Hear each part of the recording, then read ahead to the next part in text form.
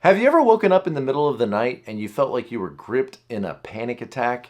Or maybe you were sitting in a meeting at work and just all of a sudden there's this pressure in your chest as you just feel overwhelmed, not really even sure what's causing it. Sometimes there's an obvious cause, but other times it's just something going on inside the body. The mind is racing, and you may not know what to do next. Today, we're going to discover practical steps and insights that can help you in that moment so that you can regain control and move forward in life. So let's dive into this information together. Hey guys, welcome to my channel. My name is Dr. Tom LaHue, and panic attacks and anxiety, it's terrible. It feels like fire burning up inside of you, and sometimes, it can just incapacitate you and keep you from moving forward. But today we're going to talk about some steps that you can take when this happens in your life so that it doesn't have to keep you on the sidelines. Feel incredibly overwhelming in the moment when they're happening. But understanding what's going on in the body can make a huge difference. It's important to understand that this is your body's natural response to danger. First, let's understand what happens in the body during a panic attack. Have you ever had that experience where you're driving in a car and you almost get into an accident? I mean, it's predictable what happens, right? Your palms get sweaty, your heart races, you feel this surge of adrenaline. It's important to keep in mind that this is the body's natural response to an obvious threat. But sometimes you feel this same way, even though there isn't an obvious threat. There's no threat presenting itself to you, but your body's still going through this cycle. And this sort of overwhelms the mind. The mind starts racing to try to figure out what's going on in order to protect itself, but there's no apparent or obvious threat. Your mind doesn't know what to do. It doesn't know what's happening.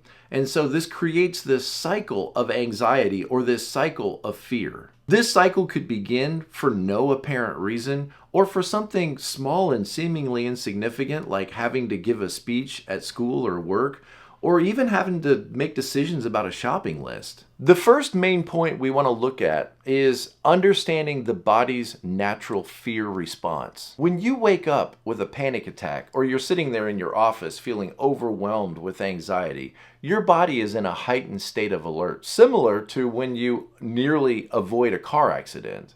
However, your mind doesn't really have a context for what's causing this fear, so this could actually lead to confusion and then more anxiety.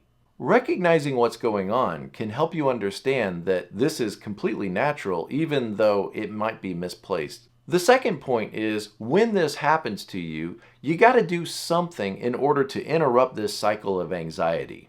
When you feel this panic attack coming on and you feel this rush, this fire of adrenaline, it's important that you take action in order to interrupt this cycle. I call this the scratching the record. The record is going to start playing, this record of fear and anxiety and what ifs and what could happen. It's important that we scratch this record and interrupt the pattern so that we don't get overwhelmed. One effective method is to change your environment. So if you're in bed, that means getting up and moving around for a minute. Or if you're sitting in a meeting, excusing yourself to get up and walk up and down the hallway. See, the brain is trying to figure out what's going on and trying to move you towards safety. So if the body gets up and moves, it's kind of like it's telling the brain, hey, I'm doing something.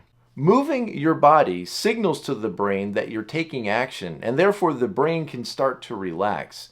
Lying there in bed just feeling overwhelmed is not going to help. Sometimes people find help by counting to 10 or counting backwards from 10. This can interrupt that pattern, or you could just sing a familiar chorus over and over in your head as you're pacing back and forth. For me, I love the tune, Ain't Nobody Got Time for That, or You Can't Touch This, but some song that in your head you know very well that energizes you and moves you away from the situation. Changing your environment and changing your thoughts, even if it's just counting numbers or singing a refrain from a chorus, immediately interrupts what's going on in the brain and starts to help you focus the mind somewhere else, which leads to our next point. The third step is to focus your attention on something else, preferably something positive. It's important at this moment to create a focused thought or a centering thought. In other words, force your mind to think about something else. And it's much more helpful if it's something positive. Imagine yourself on vacation. Imagine yourself hiking through the woods or kayaking down a stream. riding a jet ski out in the bay, or riding a dirt bike in the desert. Or it could even be something a lot more simple. Just imagine yourself sitting around a table with your family or your grandkids coming to visit you. Whatever it is, it needs to be a positive thought that moves you away from what's going on, something you enjoy thinking about that starts to bring relief and a calm centeredness to your thinking. When anxiety strikes, visualize this scene in your head. Think to yourself, I'm excited to go on vacation. I'm excited to be with my family. I'm excited to go to an amusement park. There's a very thin line between fear and excitement. So what we're going to do is we're going to try to shift the brain so that it starts to think, oh, the reason I'm feeling this is because I'm excited. You see, I'm excited to be able to do this fun thing or this adventure. And that starts to give the brain a reason for why the body's going through what it's going through. Positive affirmation helps reframe your mind's interpretation of your physical symptoms from fear to excitement. So, when you're feeling overwhelmed or you're feeling yourself spiraling down into these anxious thoughts, when you feel that adrenaline rush, there are some steps that you can take. Number one, get up and move. Change your environment, start to move your body because your brain is wanting you to get out of a dangerous situation. Number two, interrupt your anxious thinking. Scratch the record and change what you're thinking about. Maybe you sing a chorus to yourself or count to 10.